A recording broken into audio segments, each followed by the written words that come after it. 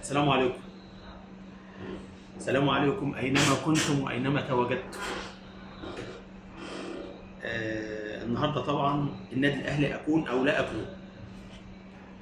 هل النادي الأهلي هيحافظ على اسمه وعلى تاريخه وهيقدر النهارده يعمل أنا مش هسميه إعجاز، لأن المفروض النادي الأهلي نادي كبير ومتصنف نادي كبير وعند جماهيره نادي كبير، صاحب بطولات وصاحب إنجازات، يعتبر الفريق اللي صاحب اكبر ميركاتو على مستوى التاريخ الاخير من ناحيه اللعيبه ومن ناحيه ادائهم ومن ناحيه اسمائهم. مباراه بورتو النهارده فيها حسابات شويه يعني معقده، وللاسف زي ما قلنا قبل كده ان يعني الاهلي مش بس يكسب عشان يصعد دور 16، ده لازما ننتظر نتائج انتر ميامي مع الفريق البرازيلي بالمراسم.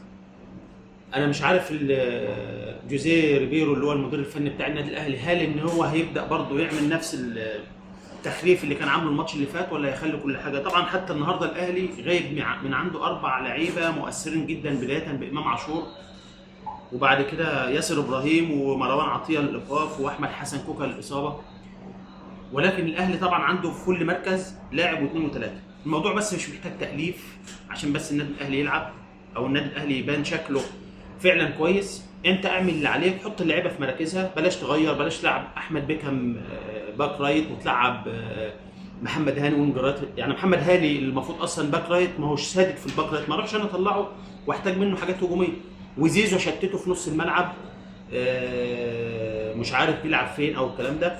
لازم اول حاجه النهارده المدير الفني قوام الفريق يتحط بالشكل الامثل، كل لاعب يتحط في مركزه، ولازم الاهلي يلعب تحت الكوره، يعني يمسك كوره وبعد كده الجول بيجي في اي ثانيه. يعني لو حتى الدقيقه 90 طول عمر الاهلي على طول بنقول عليه اللي هو ملك الدقيقه 90، او على طول في البلاس 90 الاهلي دايما بيكون موجود. فانت اهم شيء انت ما يدخلش فيك هدف، لان من التجارب لما الاهلي بيدخل في جون ما عادش بيقدر يعوض، بالذات في البطوله دي. فانت النهارده لازم تكون مستميت على الثلاث نقط، حتى على الاقل لو لا قدر الله في خروج مثلا يبقى الخروج بشكل مشرف. الاهلي الفريق الوحيد اللي ما حرصش هدف واحد في البطوله دي، حتى الهدف يعني لو سام ابو علي جاب جول كان جايبه في نفسه. فاحنا النهارده هنشوف الساعه 4 الفجر طبعا، واعتقد ان كانت الشكوى بتاعت النادي الاهلي المناخ والجو حر جدا، والكابتن شوبير اتكلم في النقطه دي كذا مره. احنا كده ما فيش حاجه خالص، التوقيت بتاع المباراه توقيت مثالي، درجه الحراره اعتقد هتكون مناسبه، متبقي بس ان احنا نشوف الاهلي هيعمل ايه.